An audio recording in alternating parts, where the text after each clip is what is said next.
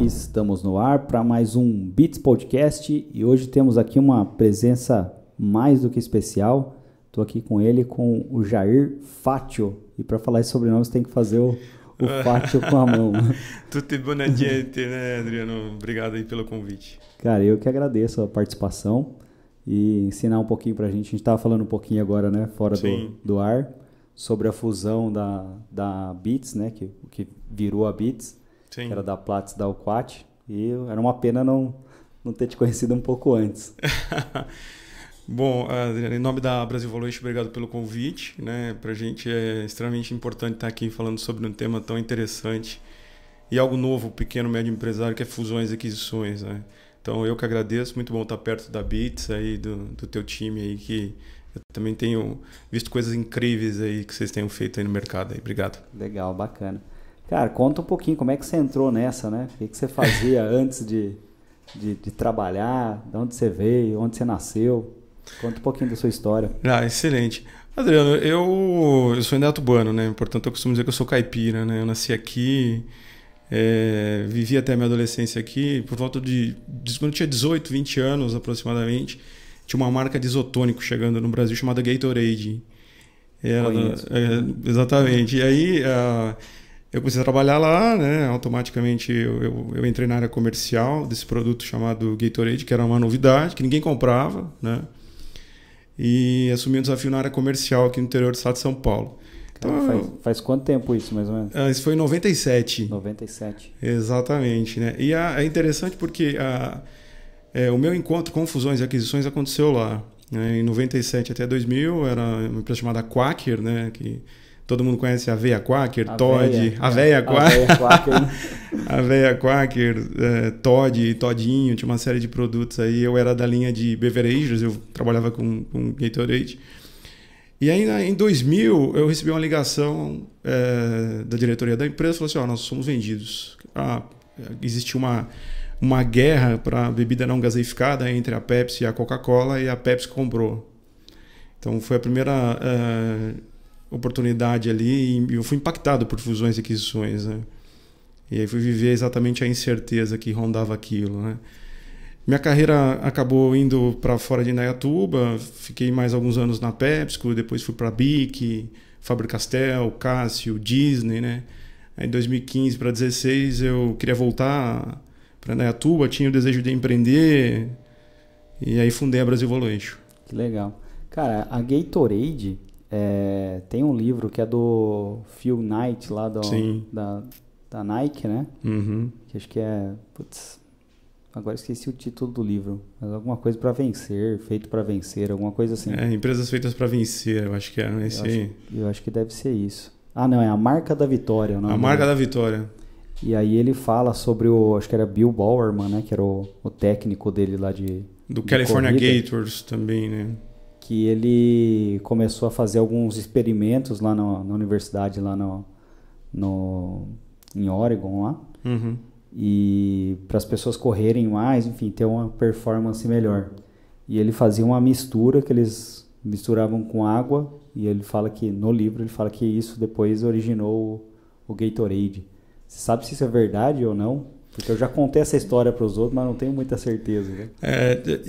Eu não conheço essencialmente essa história. A história que eu conheço do Gatorade foi que tem um time que chama California Gators, que é um time de futebol americano, que ninguém conhecia e existia uma conexão de um produto que eles tomavam, né, que melhorava a performance dessas pessoas que estavam ali no time de futebol americano.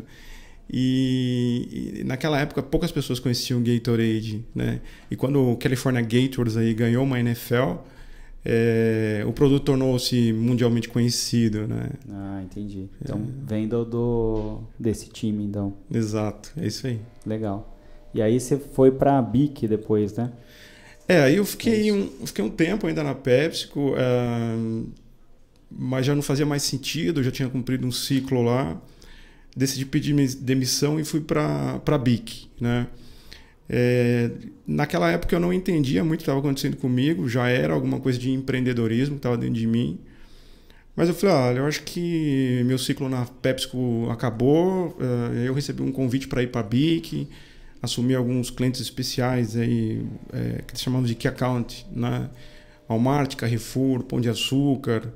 E aí eu fui liderar uma equipe de aproximadamente 20 pessoas com marketing e vendas na BIC, né? Naquele momento, a BIC também estava fazendo um processo de M&A, né? M&A, para quem não conhece, é fusões e aquisições, mergers and acquisitions, né? E era uma empresa de etiqueta chamada Pimaco, né? Que tradicionalmente era de uma família de portugueses do Rio de Janeiro. E aí eu entrei nesse projeto aí essencialmente para ajudar a entender exatamente a modelagem do negócio, as oportunidades, as sinergias. Todo mundo conhece, a BIC tem uma divisão que a gente chama de Stationery Products, né, que são produtos de escrita.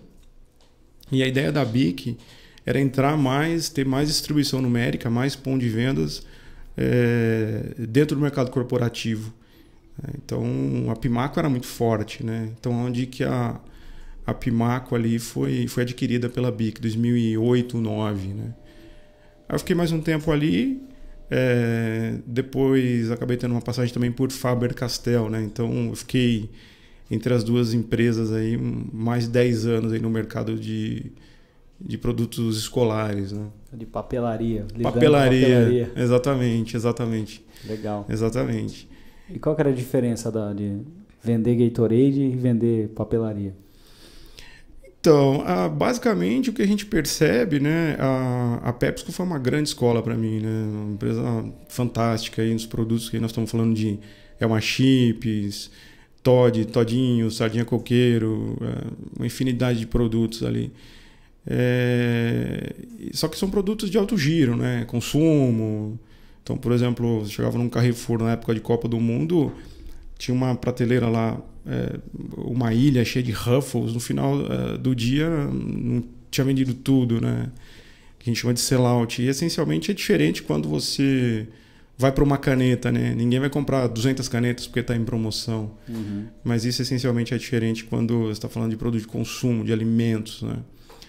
Mas eu acho que toda essa trajetória aí foi muito importante para o momento que eu vivo hoje na Brasil Valuation, né? São empresas assim, referências aí que essencialmente eu trouxe para o Brasil Valuation. Legal. E aí você comentou que na própria Gatorade, quando você saiu da Gatorade e foi para a BIC, você já sentia alguma coisa que você não sabia identificar muito bem, que era ali o bichinho do empreendedorismo. Pois é. O que você sentia naquele momento? Excelente ponto. O que aconteceu, né?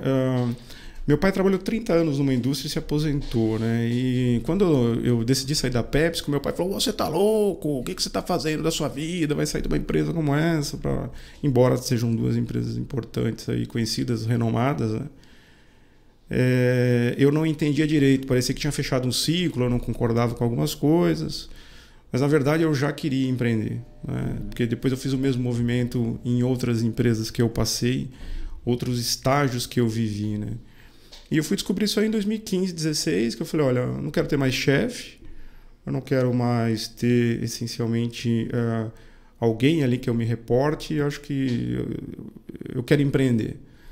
Isso aconteceu, essa pergunta é muito boa.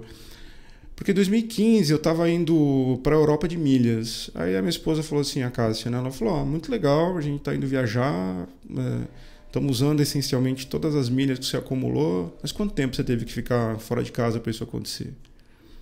E aquilo bateu, ecoou na minha mente. Eu falei: pô, faz total sentido o que ela está falando, né?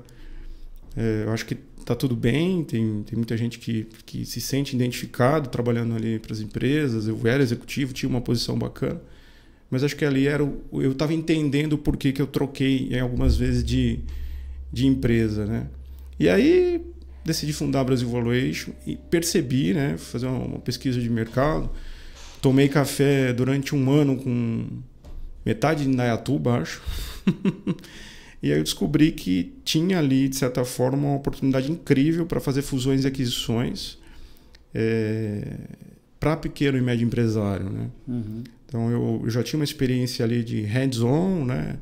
Na PepsiCo, quando a PepsiCo comprou a Quaker, depois na BIC, quando a BIC comprou a Pimaco, depois na Faber-Castell comprou uma empresa nos Estados Unidos chamada Creative for Kids, eu estava ali no grupo também que apoiou. Eu falei, opa, eu já sei fazer isso, eu preciso agora me especializar, né? A Faber-Castell é brasileira? A Faber-Castell é alemã. É alemã. É alemã, exato, né? Eu acho que é uma das empresas mais antigas do mundo. Ela foi fundada em 1761. Caraca, velho. Antes da Revolução Francesa, né? A Faber acho que é cor, né? Em alemão, Faber. Agora que veio, né? E Castel vem de castelo, né? Castelo Vermelho, alguma coisa assim. Mas é uma empresa familiar, né? É uma empresa incrível, assim. Existe um sonho, por exemplo, em alguns momentos, assim, a minha filha... Eu tive até uma história engraçada que eu tive problema, a filha era pequena, a Manu. Tem aquela história, o que seu pai faz, né? Meu pai é mecânico, meu pai é empresário. E ela falava, meu pai trabalha na Faber-Castell.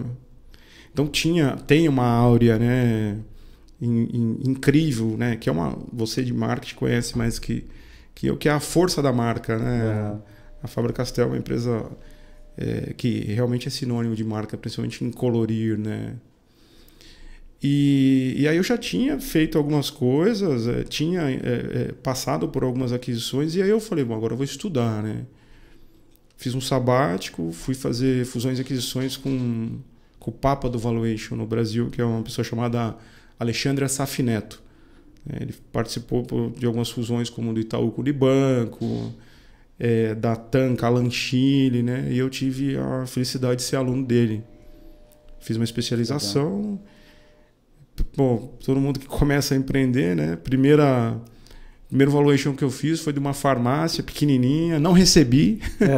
Tomei um cano, mas eu falei, olha, acho que faz sentido, né? Eu sempre fui muito bom de números, né? Pagou para aprender, né? Paguei para aprender, literalmente, 2 vezes, né? E 2015 para cá, estamos aí empreendendo. Que legal. Então você sentiu ali em determinado momento uma vontade de estar um pouco mais próxima à sua família, à sua cidade, né? Sim. E aí falou, cara, vou partir aqui para carreira solo, né? Exato, né? Eu sempre tive uma tese de investimento que algumas coisas eu não consegui aplicar, principalmente vindo de experiências de empresa de tecnologia, né? Eu falei, bom, o que a gente vê, quem se deu bem aí essencialmente com o mercado de fusões e aquisições ou de empreendedorismo aquela tese é escalável, tem tecnologia, tem de uma demanda, né? Então, minha tese de investimento, bom, valuation é algo escalável, a gente consegue produtizar e de certa forma escalar, né? Atende uma demanda, né? Porque acho que tem um ponto extremamente importante, que falar de dinheiro é um tabu, né? Chegar para um empresário e falar assim, olha, você, por exemplo, você fabrica mesa, você entende de mesa? Não, entendo de madeira, né? E falar, se o cara não fabrica, fala, não entende, mas necessariamente a gente percebe que o empresário tem vergonha de assumir que ele não sabe lidar com dinheiro. Uhum. Por isso que a maioria das pequenas e médias empresas acabam tendo dificuldades ou quebram, porque falar de dinheiro ainda é um tabu. Uhum. A gente percebe que o empresariado, quando você entra e começa a discutir com ele, para ele acha que ele entende de dinheiro. E aí a gente começou a ter, dentro da tese de investimento, vamos, independente de o cliente fechar com a gente ou não, a gente acredita muito na relação, não na transação. Então a gente senta com o cliente, debate o assunto M&A, fusões e aquisições, fala sobre valuation, mas primeiro com o objetivo de disseminar conhecimento, né? E em cima disso, automaticamente, alguns prospects viram clientes, né? Mas é um processo natural. Legal, bacana. Dentro desse tema, né, que o cara ali de pequenas e médias empresas, o cara tem uma certa restrição em falar de faturamento, exato. Quanto ganha. Eu sei porque às vezes a gente aqui no começo, né, fazia alguma reunião, falava assim, mas quanto que é seu budget de marketing? Cara, não tenho, faz lá um valor que aí eu vejo. Sim. Aí o cara fala, alguns falam, quanto mais ou menos precisa investir? E aí, dentro do universo de franquia, falam que 3% é um valor ok, né? Uhum. Aí você fala pro cara, quanto você fatura mais ou menos? Aí você percebia que o cara olhava meio... o que esse cara quer saber? Segredo industrial, né? Então, para chegar nesse número, às vezes, para você fazer uma proposta adequada, gerava um certo desconforto. Então, Sim. Você tinha que partir para outros meios ali para saber mais ou menos o faturamento. Até tem uma pergunta que fazem nos formulários da internet, que é uma média de quantos colaboradores você tem, que geralmente as pessoas preenchem e não sabem do que se trata. Aquilo ali é para ter mais ou menos uma média do faturamento. Então, se o cara tem X colaboradores mais X de lucro, você vai ter uma média ali, mais ou menos, esse cara fatura mais ou menos por aqui, né? Então, eu percebo que percebi várias vezes ali que é um tabu muito grande. E o que você associa esse tabu? Por que você acha que esses caras têm um pouco de medo ali de falar o quanto ganha? Eu acho que o medo, na verdade, ele está ligado porque, assim, parece que, por exemplo, vou imaginar que tem 5 empresários sentados na mesa. Ele parece que tem um padrão aí. Ele conhece essencialmente o negócio dele, então, tecnicamente, ele está preparado para tocar o negócio, por isso que ele é um empresário. Ele essencialmente conhece os processos e ele acha que dentro da empresa dele ali, ele tem um financeiro. Às vezes a gente chega nos clientes e fala, você tem um departamento financeiro? Tenho. Aí você senta ali com a pessoa, na verdade não é um departamento financeiro, o que ele tem é contas a pagar e receber. Então você pergunta qual que é o prazo médio de pagamento, qual que é o custo de capital, qual que é o prazo médio de recebimento, a tua curva ABC de clientes, de produtos, e aí você percebe que a empresa dele não está profissionalizada. Só que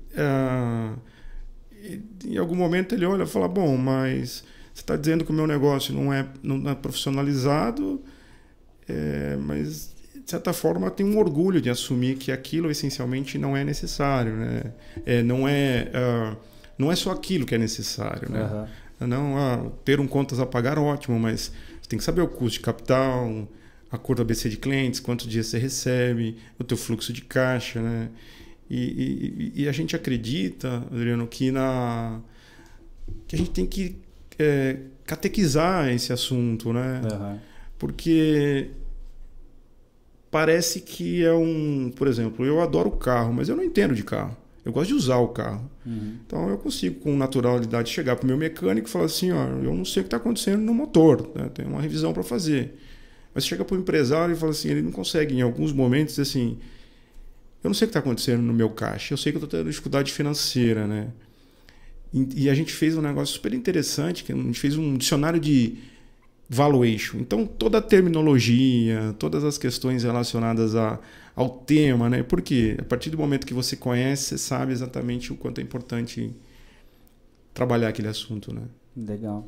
E você acha que então o cara é um pouco de vergonha, talvez? O cara fala, putz, eu não vou falar que eu não sei. Porque a gente, sei lá, cresce num mundo onde você tem que saber tudo e ter a resposta para tudo, que é meio que ferir o ego, você falar, não sei, isso aí eu não tenho.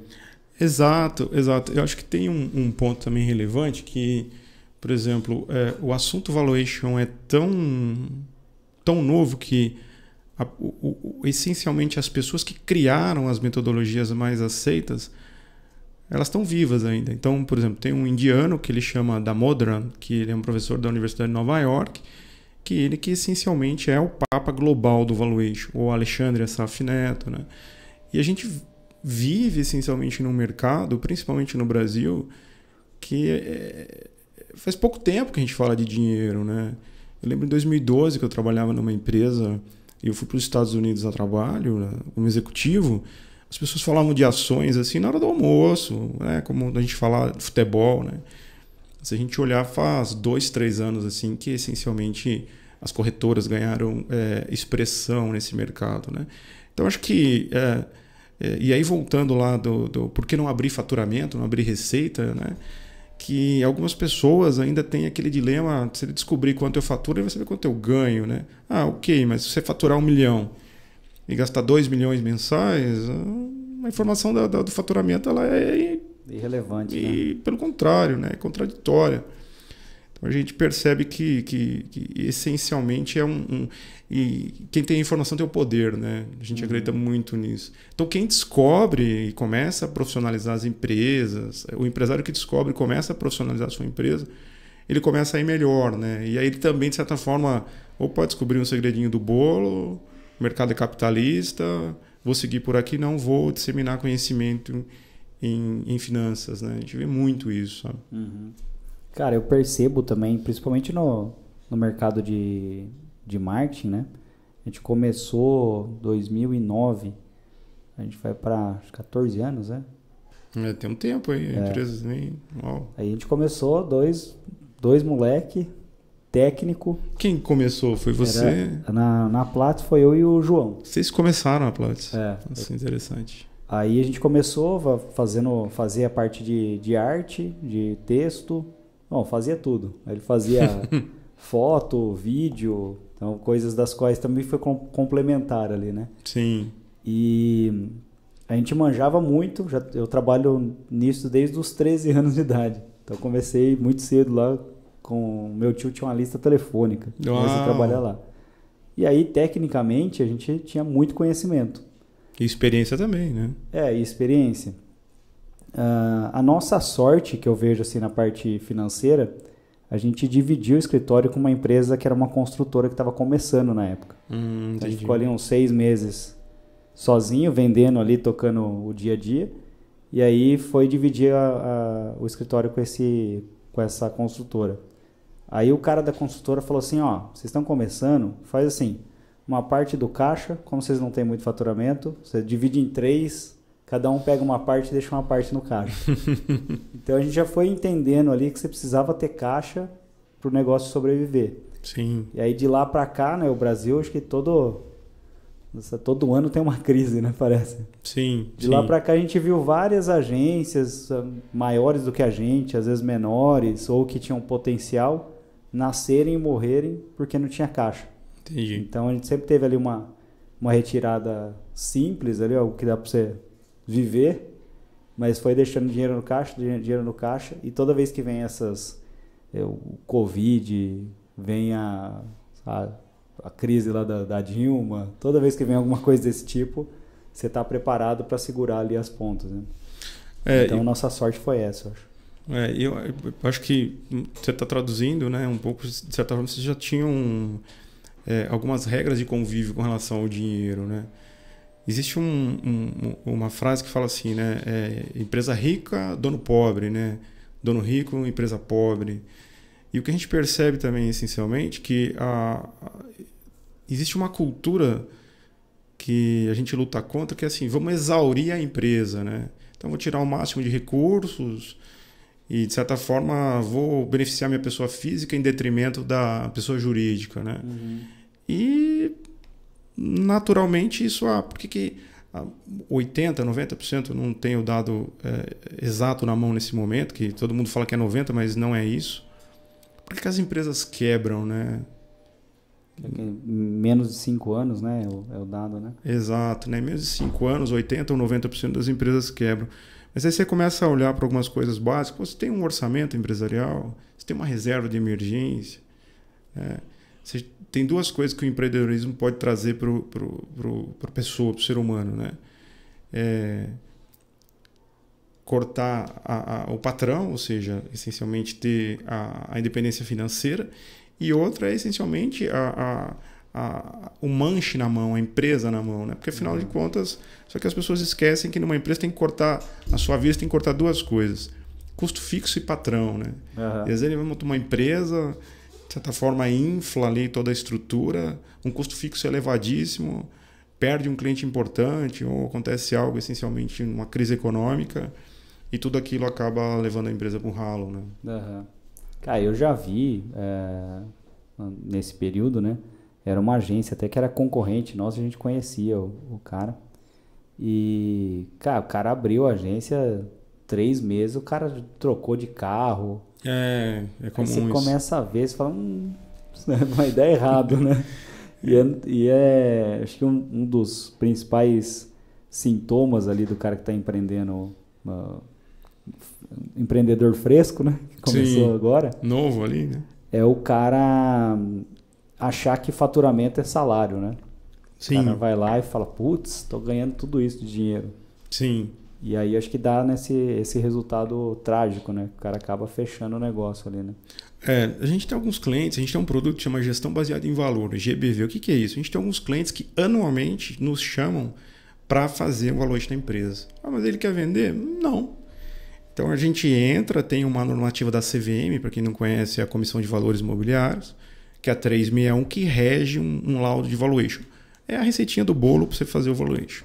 Então, basicamente, a receitinha do bolo a gente entra, faz uma due diligence, que é uma diligência prévia, a gente pede as informações para os clientes. Receita, despesa, faturamento, entende ali o negócio do cliente, faz uma análise setorial, a gente pesquisa o mercado que o cliente está e depois, essencialmente, vai para a metodologia. E no final, quando a gente entrega o laudo tem aproximadamente 50 páginas, né? A gente tem metade desse laudo que é informação qualitativa do negócio dele, uma percepção que a gente chama de notas explicativas ou recomendações independentes, e a outra parte são as análises financeiras. E no final sai exatamente, olha, a tua empresa vale, por exemplo, a Bits vale 10 milhões, mas a análise SWOT pegou que você tem um desalinhamento de sócios, não existe uma visão clara de futuro, baixa senioridade financeira, uma análise ainda de baixa profundidade de custo de capital. Então tem clientes que nos chamam que o valuation também é uma espécie de consultoria spot ali, algo que eu fiz. A minha empresa, sei lá, tem 5 anos tem a Bits. Tem a Bits como Bits 3 anos. 3 anos aí, a fusão que vocês fizeram, você estava contando fora do ar, né? Uhum. Então, imagine o seguinte, quanto vale a Bits? A Bits é todo o esforço tangível e intangível do passado capturado por uma empresa independente, a Brasil Valuation, vai dizer o quanto vocês construíram ou destruíram de valor. Tem clientes nossos que a gente faz valuation, a empresa não vale nada. Por quê? Porque ao longo do tempo destruiu o valor. E quando o cliente recebe o laudo, ele recebe uma orientação de boas práticas de gestão e quanto vale a empresa. No outro ano a gente volta nesse cliente e faz um outro valuation.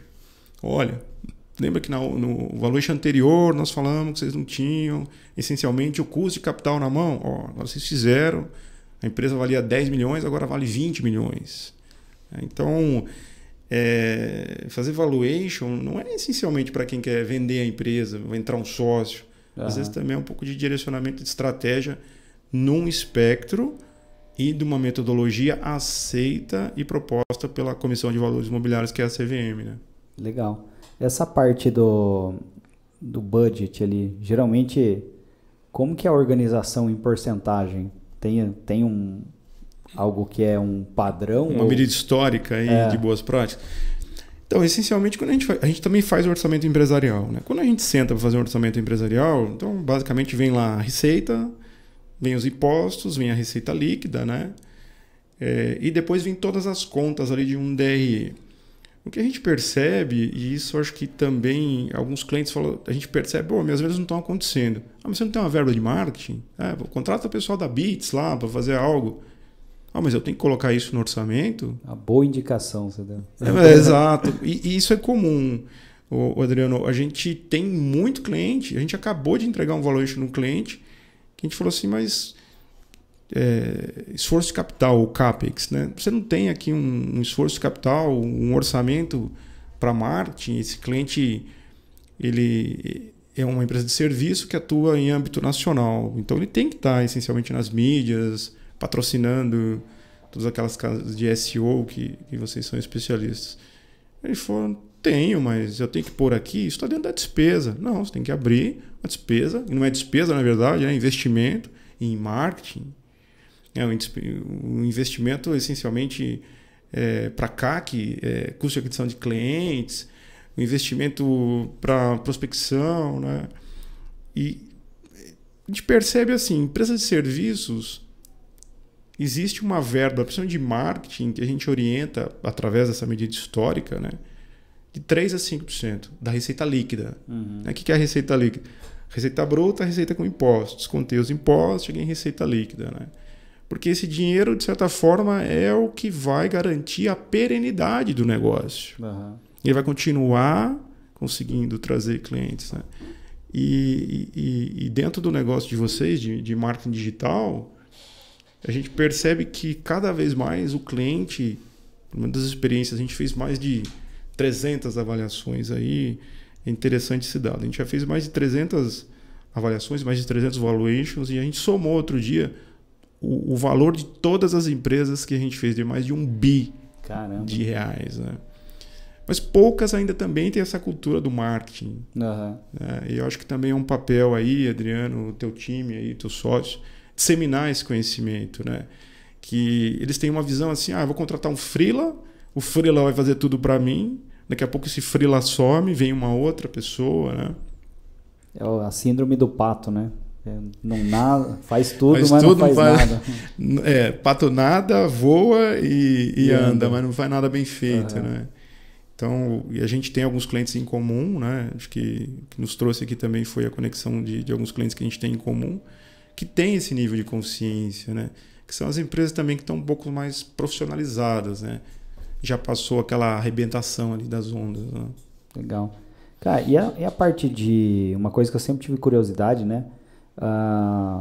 Startup. O cara vai lá, tem uma ideia, faz um modelo de negócio e sai vendendo o negócio. Pedaços do negócio. Tem aquele livro que é o do Eric... Acho que é Eric Ries, do Lean Startup. Uhum. E aí, em determinado lugar lá, não lembro que página, ele fala que empresas que são apenas uma ideia e um modelo de negócio têm mais facilidade em receber investimento do que empresas que são startups também, mas já estão funcionando e têm alguns clientes, algum faturamento. A que se deve esse fato? Boa, excelente pergunta. Na verdade, assim, as empresas elas têm estágios de maturidade, né? Então, essencialmente, quando uma empresa ainda não é uma empresa, ela é uma ideia, uma ideia e tal, ou até quando ela é early stage, né? Acho que esse é o começo inicial ali, está no estágio inicial. Existem fundos de VC, que são fundos de VC, de Venture Capital. Venture Capital são fundos ou empresas que têm ali uma área de VC, de Venture Capital, que vão atrás de ideias que estão ainda no papel ou estão ainda em estágio muito inicial. Basicamente, esses fundos, o que eles fazem? Bom, vamos investir em 10 ideias, né, essencialmente que podem vingar. Eu vou pôr uma taxa de desconto muito alta, né, porque o nível de incerteza ainda é muito alto, mas eu posso pegar em um próximo unicórnio. Né? Uhum. Essencialmente, o que eles fazem? A modelagem é muito parecida. Então, esses VCs sentam ali com o empreendedor ou a pessoa que tem uma ideia, validam a ideia, criam essencialmente ali um momento que a gente chama também de due diligence, que é entender o tamanho do mercado, quem podem ser os concorrentes, que tamanho que esse mercado, como que vai ser o crescimento desse mercado para os próximos anos, e colocam dinheiro nessas empresas. Né? Isso, então, é uma área de venture capital ali. Essas empresas, a avaliação é muito subjetiva, né? Então, por exemplo, vamos imaginar no começo da Tesla. Ela tinha um valor de mercado até hoje. Tem as pessoas, ou da Modern, eu posso fazer propaganda aqui? Claro, tem o Brasil Journal, para quem gosta. Esse canal é para isso. Quem gosta de fusões e aquisições. E o Papa do Valuation, ou da Modern, ele defende que a Tesla não vai valer mais do que $180 por ação. Está 200 e pouco já. Tá. Por quê? Baseado na tese de investimento dele, não existe nenhuma empresa automotiva. Quem quiser assistir lá, a entrevista está lá no Brasil Journal, é só colocar lá da Modena, que vale mais de $1 trilhão. Né? Uhum. Tem algumas empresas que valem mais de $1 trilhão. A Apple, por exemplo, vale 3 trilhões. Né? O PIB da Apple é maior que... O valor da Apple de mercado, o valuation é maior que o PIB do Brasil. Né?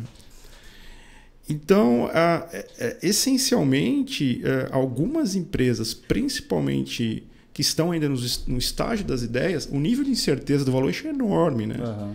Então, se eu quero comprar algo que pode valer 300 mil ou R$30, eu vou tentar colocar um preço, né, colocar um deságio que a gente fala, que vale a pena correr o risco daquela ideia. Essas são as empresas. Então, os fundos de Venture Capital, de VC, investem em empresas que ainda são ideias ou early stage, começo. Depois tem uma segunda parte, que a empresa está um pouco mais madura, são os fundos de private equity. São fundos, né, que têm uma tese de investimento, que são várias dentro dali, mas são empresas mais maduras, que já têm receita, de certa forma já tem um mercado estabelecido, essencialmente.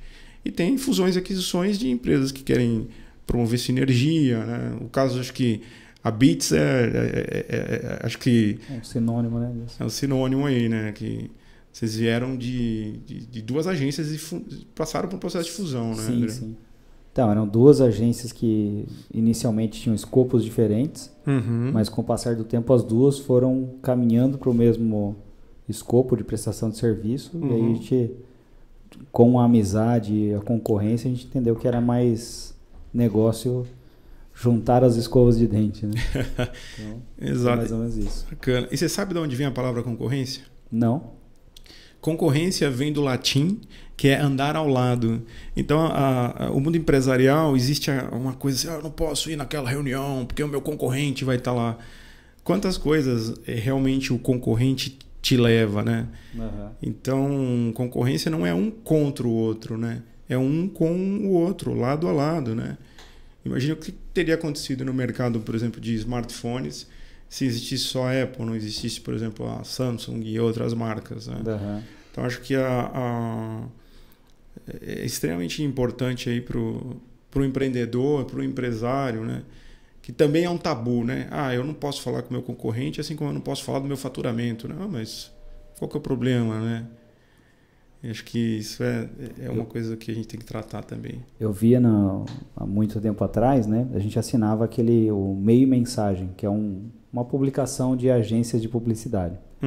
Só que naquele momento o mercado brasileiro tinha, se não me engano, 80% da verba de mídia era controlada por 20 agências. Então você pegava, demorou para entender isso, tá?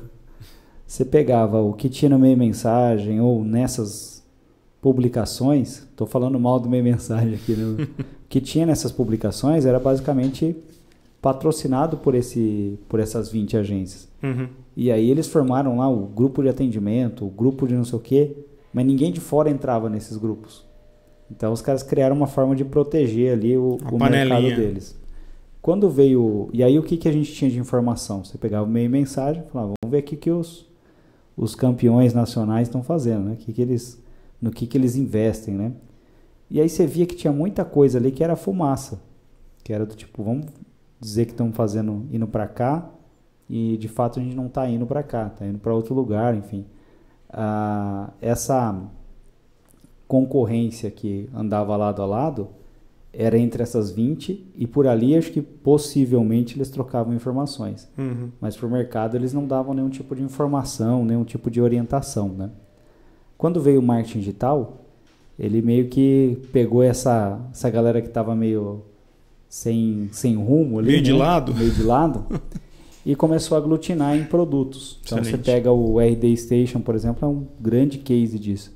O RD fez lá, hoje é o maior evento de marketing da América Latina. Que então a TOTVS comprou, né? Inclusive a TOTVS. Agora, E, era em Floripa, agora esse ano vai ser em São Paulo. Já reclamei, já estragaram o evento, brincadeira. Mas o que começou a acontecer? Começou a ir todo mundo de marketing digital e conversar. O que você faz lá, o que você não faz? Eu tenho hoje, mensalmente, eu faço reunião com um cara lá de agência, que é o Túlio, tá? Vou mandar um abraço pro Túlio aí, que tem uma agência lá no Paraná. Eu falo, cara, o que você está fazendo aí que está dando certo? Estou fazendo isso, estou fazendo aquilo. E é uma reunião extremamente franca. Do tipo, me abre o número para ele. Então, enquanto o empresário tiver esse medo, eu estou trazendo o nosso mercado para dar como exemplo, né? Mas enquanto o empresário tiver esse medo de mostrar o que ele está fazendo, quanto que ele está faturando, às vezes quanto ele está lucrando, eu abro com ele até salário, quanto que eu ganho, quanto que ele ganha. Então, quando o cara tiver esse medo, ele não vai crescer, porque ele não tem referência. Ele tem um erro ali que ele está tentando resolver sozinho. Às vezes você olha para o lado, o cara... Putz, isso aqui aconteceu comigo, eu resolvi assim. E dá aquele estalo, você sai fazendo e resolve o negócio num dia que você demorar, às vezes, meses, às vezes anos para resolver. Então, acho que essa falta de de referência, de conversar com o cara do lado, que é o concorrente que está andando do lado, Sim. é algo extremamente prejudicial. Ainda pior ainda quando o cara contrata uma consultoria e não deixa claro quais são as informações, né? Exato. Uma vez por ano a gente faz alguma atualização na Brasil Valuation, os sócios, né? E o ano passado eu fiz uma atualização em fusões e aquisições no INSPER. Né? Para quem não conhece, o INSPER é uma das maiores empresas de educação no Brasil. Tem um projeto incrível também voltado para, de certa forma, profissionalizar o empresário, esse pequeno, médio empresário. E o ano passado eu fiz uma atualização de fusões e aquisições, lá uma imersão com um monte de gente da minha área. Então, você vai lá, Adriano, não só para essencialmente participar de um congresso para entender todas as pessoas que estão no mercado de fusões e aquisições, ali os professores, mas para quem está do teu lado, né? E também vou mandar um abraço para o Gustavo da MV Saúde lá de Recife. A gente fez o curso um do lado do outro ali. E essencialmente ele é CFO da MV, né? MV Saúde é uma empresa de tecnologia que faz software aí para clínicas, hospitais, né? Então na América Latina. Mas ter ficado do lado dele e de outras pessoas ali, de muita gente, é muito legal, porque tinha as interações. Como que você olha para, por exemplo, um custo de capital? Como é que está o custo de capital no setor hospitalar? A gente, inclusive nesse momento, nós estamos fazendo um projeto de valuation dentro do hospital, né, para um hospital. Então, ter esses contatos, a primeira coisa, quando entrou esse projeto para a gente de hospital, eu liguei para o Gustavo. Gustavo, está acontecendo isso, o que você acha daquilo e tal. E a partir do momento que não é um contra o outro, é um com o outro, né? E eu acho que assim, o mercado é muito grande, né? Acho que se a gente olhar assim para o Brasil, tamanho geográfico, tamanho de PIB, e olhar essencialmente para o número de habitantes, essas 3 análises combinatórias, nós temos um país incrível, né? Não vou entrar aqui no economês, eu sou apaixonado por economia, mas o Brasil ele tem um PIB acima de 1 trilhão, é um dos maiores países geograficamente e tem mais de 200 milhões de habitantes. Quem está com a gente nesse momento? A Coreia do Sul, Estados Unidos, Índia, Rússia. Poucos, né? Poucos, né? Então, mas a gente percebe que a gente também precisa... Posso fazer um comentário? Claro. A minha esposa é judia e ela vai para Israel, inclusive está em Israel agora. E você percebe que Israel, a maioria dos produtos vencedores de Israel não são produtos físicos, são softwares, são empresas que conseguem chegar com uma distribuição não física, tirando lá produtos do Mar Morto, né? Lama para passar na cara, esse tipo de coisa. Sim. E aí a gente, um tempo atrás, estava conversando, falei, putz, o que daria para levar para distribuir em Israel, que ela tem algumas conexões. A mãe dela até tinha falado de levar Havaianas quando não tinha. Aí o tio dela não levou, acabou perdendo ali o bonde. Aí eu comecei a pensar, tal, a gente tinha falado talvez levar aquela marca Farm, sabe? Sim. Só que aí você pega Israel, eu não lembro o número, assim, mas eu acho que tem 8 milhões de habitantes. Sim. Porra, é um mercado minúsculo. Você pega a RMC aqui, é maior, né? Exato. Então, muita gente não faz esse cálculo do tamanho do Brasil e do potencial que o Brasil tem de consumo, né? Exato. E tem um ponto que você está falando, aí tem um livro que chama Nação Empreendedora, O Milagre de Israel. É incrível esse livro, que fala essencialmente como que um lugar que desde os primórdios vive em guerra, né, por N fatores, né? Muito interessante sua esposa ser judia, e eu quero ter a oportunidade de conversar com ela, porque o judeu é muito empreendedor, eles são muito inteligentes, né? E ele fala nesse livro, eu não lembro exatamente quem é o autor, mas ele fala do milagre de Israel, né? E uma das coisas que eles pregam lá, o Benjamin Netanyahu é o primeiro-ministro, né? E eles pregam a igualdade nas conversas. Então lá eles chamam ele de Bibi, né? Então tradicionalmente nos bares é o Bibi, né? Eu acho que ao mesmo tempo, só que eles foram preparados para ter essa voz, né? Eu acho que também é papel dos empresários brasileiros, né? Principalmente o pequeno e médio empresário, trazer educação para o seu time, né? Que a realidade é um high potential, ou ele vai trabalhar numa multinacional, vira executivo, ou ele vai ser empresário. Mas existe uma base da pirâmide que infelizmente não teve as Como mesmas, chegar lá, né? como chegar lá, que também precisa do impacto social, né? Por exemplo, aqui, vocês são quantas pessoas trabalham aqui? Umas 30 pessoas. Né? Vocês têm uma responsabilidade econômica, porque existe o agente econômico, empresa, que tem que sobreviver. Existe o agente econômico governo, que é teu sócio, né? Majoritário. Majoritário. E tem o agente econômico pessoas, de criar essencialmente esse impacto social, oportunidade dessas pessoas se tornarem seres humanos melhores intelectualmente, socialmente e, por consequência, financeira. Né? Uhum. Cara, eu acredito muito nisso que você está falando. Eu acho que nada educa você mais para a vida do que você abrir uma empresa. Sim. Mas se abrir do zero, né? Sim. Sem dinheiro, só com a experiência ali do que você aprendeu trabalhando. Cara, isso para educar, para ter humildade. Então, muita gente fala, eu quero empreender para não ter mais chefe, né? Um dos principais pontos. Cara, você tem um chefe hoje, às vezes você vai ter 10 clientes, 20 clientes, são 20 chefes, né? Você não pode simplesmente, o negócio não está dando resultado, você fala, problema seu, e você vai ser mandado embora daquela parte daquele emprego. Exato, né? exato. Então, muitas coisas vão testando ali a sua humildade, sua paciência. Então, o cara que empreende, geralmente, principalmente para serviço, né?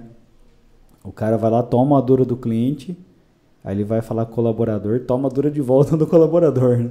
Exato. Então, ele tem que mediar fazer aquele meio de campo ali para conseguir entregar o melhor resultado. Então, acho que nada educa o cara na parte de inteligência emocional mais do que se abrir uma empresa do zero. Quando o cara abre a empresa que alguém deu a grana pro cara, o pai, ou sei lá, alguém também, tem muita gente que tem mérito com isso, né? Mas claro. Quando o cara já tem um ponto de partida, eu acho que ele tem uma oportunidade menor de desenvolvimento. Acho que até o budismo fala isso, né? Acho que eu acredito muito que a necessidade é um acelerador, né? Então, quando aquele CPF que decide empreender e ele essencialmente tem a necessidade que o negócio dê certo, por N razões, às vezes não é a razão financeira, mas ele quer fazer aquilo acontecer, às vezes essencialmente ele busca ali um caminho da prosperidade, né? E uma das maiores escolas também é o empreendedorismo, né? É muito difícil empreender no Brasil. Porque quando vocês começaram aqui, imagino que você tem que atender um cliente, você tem que dar o telefone, você tem que emitir nota fiscal, você tem que fazer contas a pagar, tem contas a receber, você tem que dar feedback. Né? A Brasil Valuation, a gente tem um time, né? Então eu tenho um time de análise setorial, researchers, né? Que são as pessoas que vão buscar informações do mercado para construir o laudo.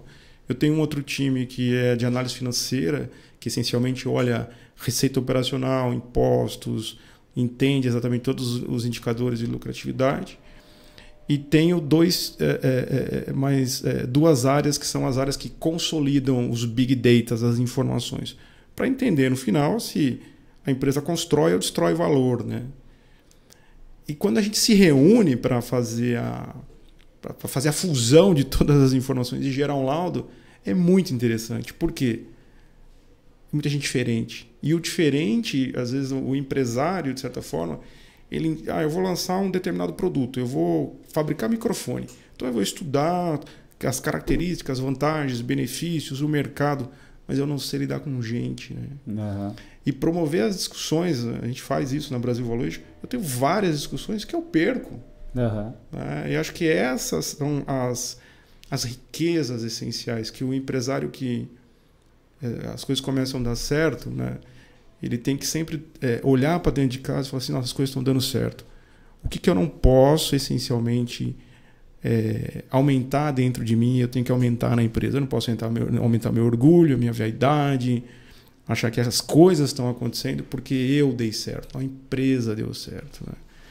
E eu acho que o grande desafio da pequena e média empresa, inclusive que de certa forma, nos motivou a fazer fusões e aquisições para a pequena e média empresa, foi essencialmente de ajudar a desenvolver essas pessoas. Porque quem faz a empresa são as pessoas. Está errado. Quem faz a empresa são as pessoas certas. Uhum. E para as pessoas se tornarem pessoas certas, elas precisam essencialmente de um treinamento, de uma oportunidade. Né? Legal. Até tem aquela frase, né, que é muito caro contratar um bom profissional até você contratar um mau profissional. Aí você percebe o quanto é mais caro contratar um mau profissional. Né? Exatamente, né? Você ter... e também essa formação, né? Então, eu vou contratar uma pessoa, vou contratar um determinado serviço, vou contratar a Bits. Imagino que você tem aqui, nós estamos vendo a quantidade de pessoas aqui. Você tem um custo essencialmente ali, né? Mas a partir do momento que você senta na mesa com o empresário e ele entende que aquilo não é um custo, é um investimento, a história é diferente. Uhum. Né? Então, eu acho que tem vários paradigmas aí que precisam ser discutidos. Né? Isso é o custo ou é o investimento? Eu vou ter um custo de marketing ou vou ter um investimento de marketing? Eu vou ter um custo para fazer um valuation ou eu vou ter um investimento para fazer um valuation e entender mais do meu negócio? E quem sabe tudo é o Google, né, cara? Uhum. Eu não entendo nada de marketing digital, vejo trabalhos incríveis que vocês fazem aqui, mas essencialmente eu acho que o nosso trabalho em algumas coisas assim, nós temos um papel parecido na sociedade empresarial, que é educar esse empresário, né, conscientizá-lo, né, da importância de ter a questão do orçamento de marketing, de se preocupar em fazer um valuation não só quando vai vender. É interessante que a gente estava fazendo um trabalho agora, um cliente ligou e falou assim, olha, eu fiz aqui um bid, vocês concorreram, a gente vai fechar com vocês. Só que eu preciso que você entregue o projeto, você falou que vai entregar em 40 dias, um valuation demora mais ou menos de 30 a 40 dias para ser feito, em 15 dias. E essa pessoa, né, que provavelmente é da sua audiência, estiver ouvindo, nós vamos para ele, não dá. Porque tem um investimento não só financeiro, tem um investimento temporal, né? Uhum. Para tratar as informações, e a mesma coisa vocês, né? Então, trabalho de marca, eu quero que amanhã toque o telefone na minha empresa. Não, tem um brand para ser feito, etc, que acho que você sabe muito mais do que eu aí, que eu não conheço muito de marketing digital. Cara, essa parte do branding, né, que você comentou agora, quando veio o marketing digital, então, muita gente, qualquer coisa que você fizesse, funcionava. Então o cara ia lá e escrevia um texto, ranqueava da noite por dia, funcionava, o cara clicava e vendia, tinha ali orçamentos ou consultas, ou aquilo se transformava em dinheiro. Mágica. Era praticamente mágico.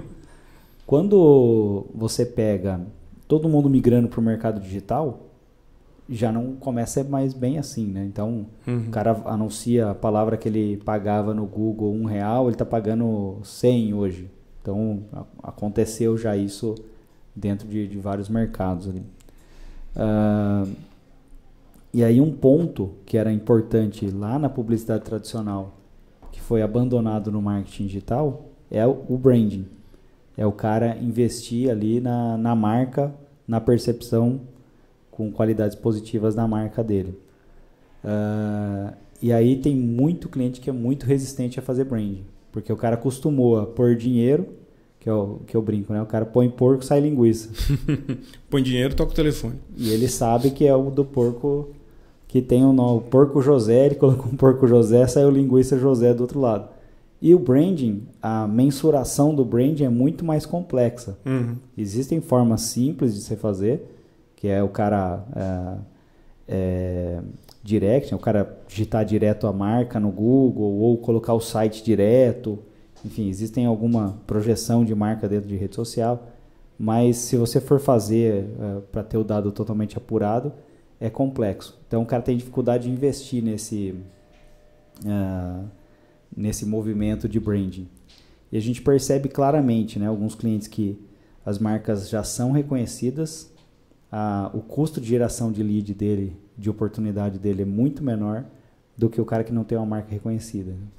Então, é uma percepção também dentro da cultura do marketing, é uma outra percepção que precisa ser ali desvendada e propagada. Né?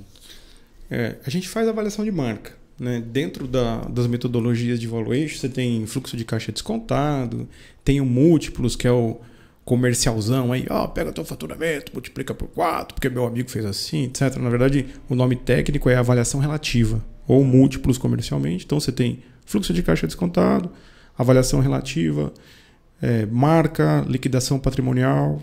Então, é extremamente importante, assim como o teu trabalho, é muito consultivo o que a gente faz.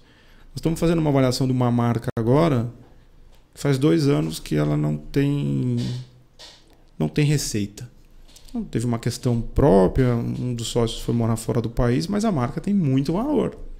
Chegou a ter uma lucratividade relevante nos últimos anos, né? E eu acho que assim, esse canal que vocês têm aqui, Adriano, é fantástico, né? Acho que é extremamente importante que a tua audiência também perceba que vários assuntos são tratados aqui, é uma abertura essencialmente para conhecer mais sobre aquilo, né? A gente olhar, por exemplo, o valuation da Apple, né? Eu acho que está em 3 trilhões de dólares, se não me engano. A Apple tem armazém? Não tem, né? Tem caminhão? Eu acho que não. Não, né? Tem avião? Não. O que ela tem de ativo? Principalmente a marca, né? A marca, né? Essa maçãzinha que está aqui, né? Ela faz com que ela consiga, que a gente chama de goodwill, né? Então, imagine, por exemplo, esse celular aqui, ela gastou $300 para ser feito. Tem um outro celular de uma outra marca que também gastou $300 para ser feito. Só que ela consegue vender por $3.000.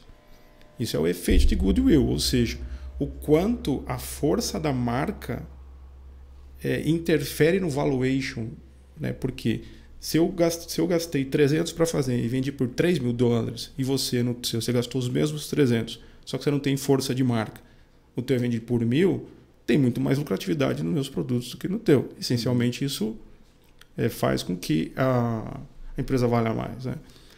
Esse é um dado real que eu vou dizer agora. Em 2012, o Facebook, o Meta, comprou o Instagram. Pagou $1 bilhão. Em 2019, foi feito um valuation no Instagram. E em 2019, o Citigroup que fez $100 bilhão. Caraca. Aí a pergunta que é, o que o Instagram tem? Tem um armazém? Tem um... Então as pessoas acham a valuation de marca, essencialmente em produtos digitais, né, ou extremamente escaláveis, tem muita variável envolvida. Uhum. E não essencialmente, né? A gente pegou um caso agora que o cliente falou, não, mas se eu somar aqui todos os meus direitos que eu tenho, todas as minhas obrigações e fazer um menos e mais, é o quanto vale a minha empresa? Depende, se for fechar a tua empresa, do jeito que você está fazendo, é um valuation por liquidação patrimonial. Então você liga para o teu contador, não precisa nem chamar a gente. Agora, se você tem marca, se você tem faturamento, se você tem crescimento, você está no mercado em ascensão, valuation é uma arte de lidar com coisas tangíveis, que são receita, despesa, faturamento, e intangíveis, marca, mercado, tendência, né? Então Caramba, essa parte do eu intangível... sou muito apaixonado por isso. Essa parte do intangível que é muito difícil, né, cara, de fazer. Como que vocês fazem para avaliar uma marca? O que vocês colocam no liquidificador ali? Bom, acho que tem algumas... Por exemplo, vamos imaginar que a gente vai fazer o valuation de uma televisão. Nós vamos pesquisar no mercado qual que é o tamanho do mercado de televisão. O mercado de televisão é de $1 trilhão. Quanto que ele cresce ao ano? Que a gente chama de CAGR, do inglês taxa anual de crescimento composto. Esse mercado vai crescer 70% nos próximos anos. Opa, essa empresa provavelmente vale mais. Existem vários fatores que estão indicando que esse mercado vai crescer muito. Nós vamos fazer um valuation de uma empresa que vende GPS. GPS, cara. Isso não existe mais. Não, eu tenho uma ideia aqui que todo mundo vai voltar a usar GPS. Não vale nada. Uhum. Não, mas eu coloquei $10 milhões aqui, eu comprei uma máquina que faz, eu comprei 100 condutores, cara, vende tudo.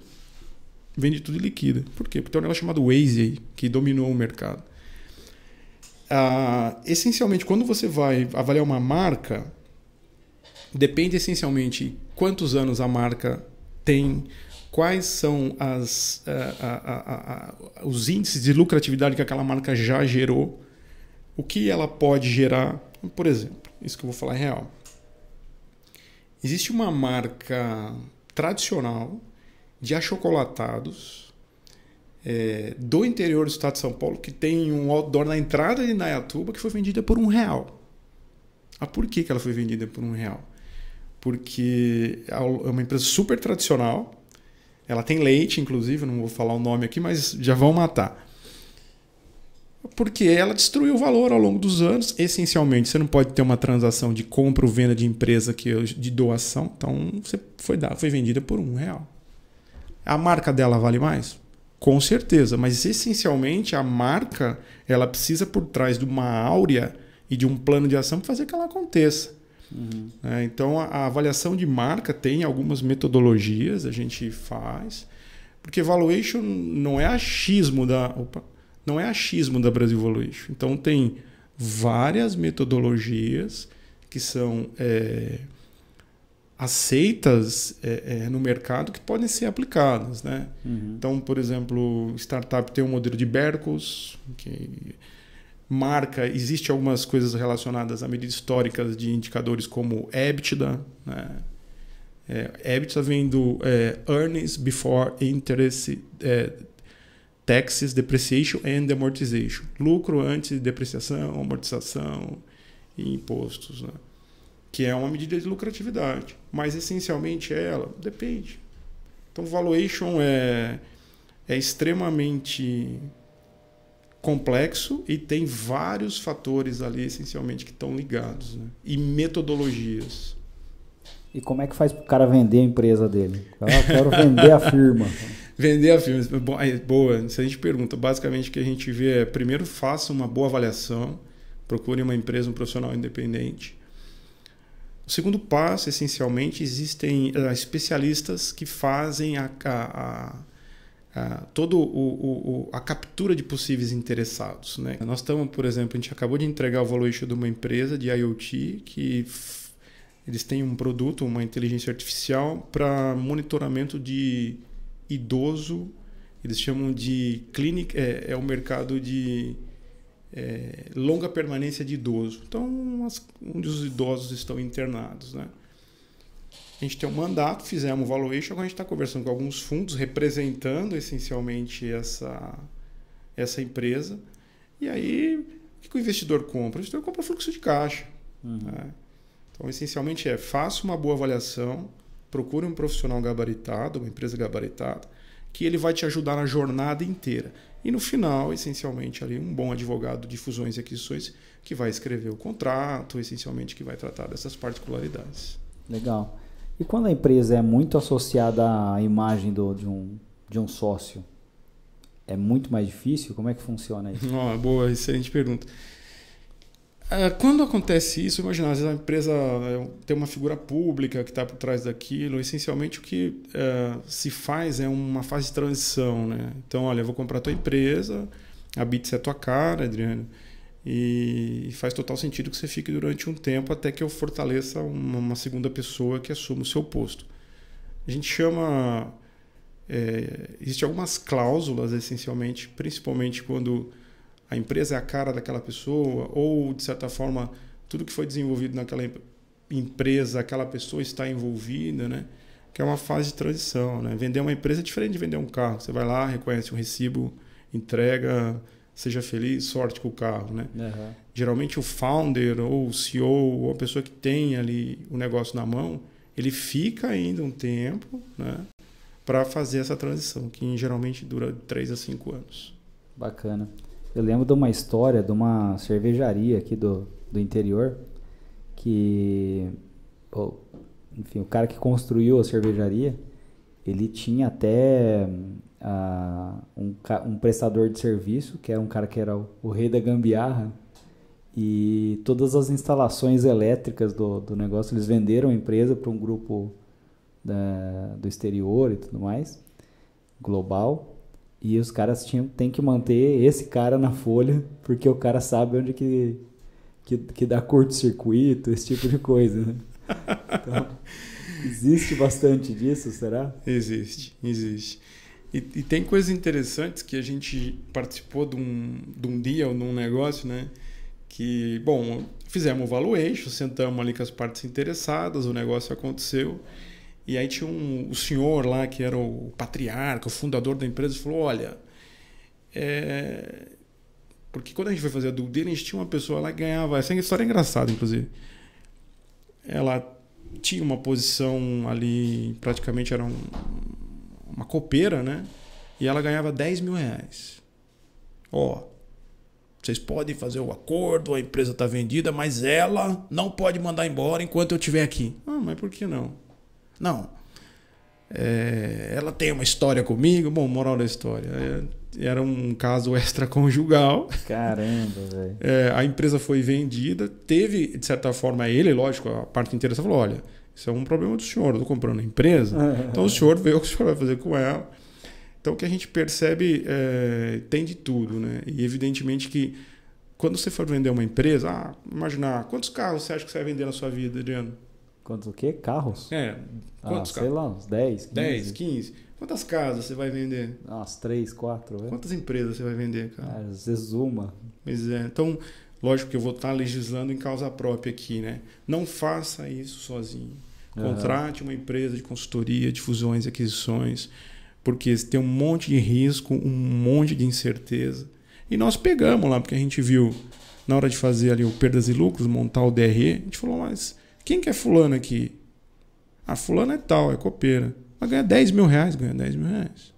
E ele ficou olhando pra gente, você ganha 10 mil reais. No laudo, a gente colocou notas explicativas e recomendações independentes, falou, olha, tem um ponto fora da curva no funcionário no setor tal, e sim, assim, essa. Porque a gente, de certa forma, é o salvaguarda ali. A gente é o ponto central, nós trabalhamos para a empresa. Então, tem um lado de cá, que são os acionistas, e tem os futuros acionistas. Então, ter um laudo na mesa é o que tem, de certa forma, de oportunidade e de ameaça aí. Né? É daqui para frente, né? Exatamente. Que é o responsável ali, né? Mas já pegamos de tudo. Cara, existe, depois que o cara faz o valuation da empresa, enfim, está prontinha para ser vendida. Como é que o cara anuncia isso? Como é que o cara mostra para o mercado que ele está para ser vendido? Boa. A partir do momento que você faz um valuation, você sai com um documento, um laudo de avaliação que tem todas as informações da empresa que são muito sensíveis. Pois bem, a segunda fase, a gente faz isso também, é criar um teaser. O que é um teaser? É um documento que tem as informações essenciais, o mercado, as informações de receita, sem mostrar o nome da empresa. Então, o teaser é um deck reduzido, um documento, um laudo reduzido, que tem as informações-chave ali. E depois tem vários mecanismos para você conseguir, essencialmente, seguir. Então, quero comprar a tua empresa. Tem, por exemplo, um advisor, o que a gente faz chama M&A Advisor, que é um conselheiro de fusões e aquisições. Ele vai mostrar as informações para você, sem essencialmente revelar que empresa que é. Aí, se você quiser e tem interesse naquilo ali, você vai seguindo no rito de M&A, no rito de fusões e aquisições, que aí tem uma LOI vinculante, uma LOI não vinculante, uma LOI vinculante, que são cartas de intenções. Que aí tem um technique case aí, que essencialmente leva ali para a esteira ali, para que o negócio aconteça ou não. Mas sempre preservando essencialmente as informações confidenciais e abrir quem é só no momento oportuno. Né? Entendi. Mas aí tem algum site, algum canal? Como é que oferece ela? Como que a gente chega no interessado? A gente tem dentro da nossa experiência, a gente tem lá plataformas, né? Tem inclusive parceiros, a gente tem uma plataforma própria, que é onde a gente anuncia essas empresas. E essencialmente a Brasil Valuation, pelas 9 anos que a gente tem de história, a gente formou também aqui, a gente chama de track record, né? um network assim, com fundos, com pessoas interessadas, com partes interessadas, que também nos procuram, sejam para comprar ou sejam para vender empresas. Né? Entendi, legal. Aí dá negócio. Dá match, né? Dá match. Diz lá no Tinder, né? Legal. E tem alguma tendência de mercado, assim, algum mercado específico que tem mais crescimento e geralmente mais fusão, aquisição? Ou não é muito variado? É muito variado. Tecnologia tava em alta, agora teve uma baixa aí, né? A gente viu muito M&A, muito fusões e aquisições no mercado de tecnologia. O mercado de health tech, né? De saúde, também tem acontecido algumas coisas. Agronegócio, tem bastante coisa, a gente tem feito bastante coisa em agronegócio. Construção civil, fizemos alguns projetos também.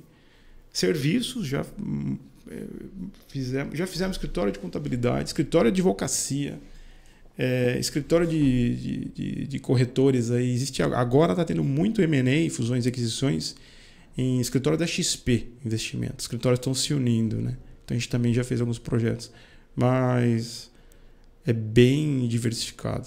Entendi, legal. E de marketing, já fez algum? Ainda? Já fizemos. Já fizeram? Já fizemos de agência de publicidade tradicional e já fizemos agência de marketing digital, já fizemos concessionárias, fizemos supermercado, que é varejo, né?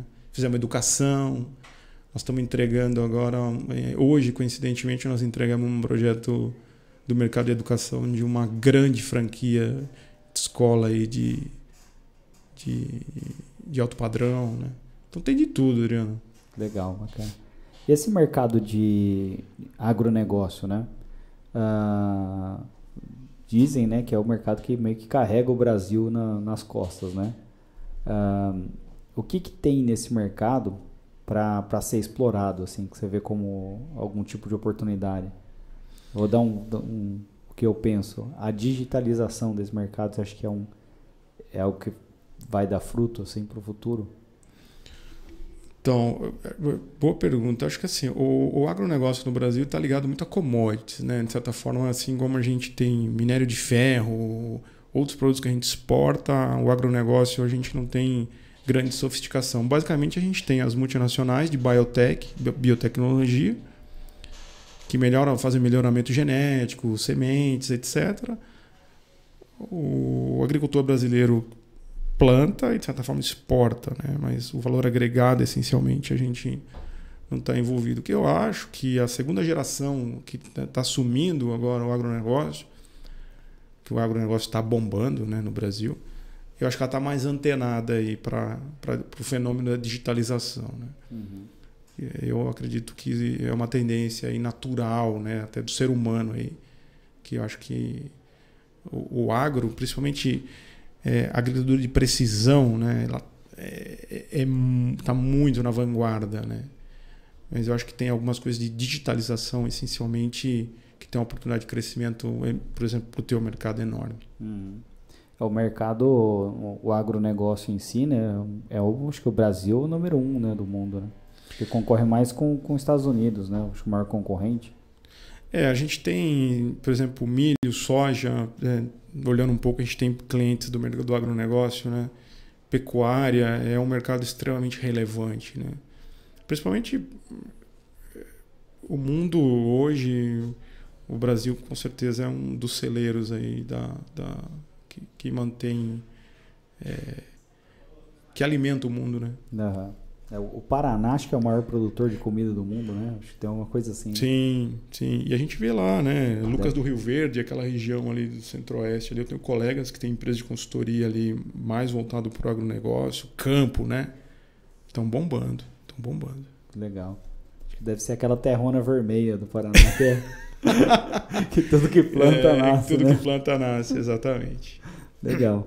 Ô Jair, e como é que faz para te encontrar? Quais são os seus canais aí? Como é que as pessoas contratam a Brasil Valuation ou encontram o Jair?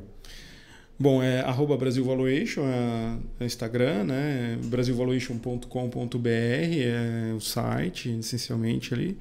E acho que essencialmente LinkedIn, Brasil Valuation, né? Onde que a gente recebe exatamente e atende a nossa carteira de clientes, a nossa audiência.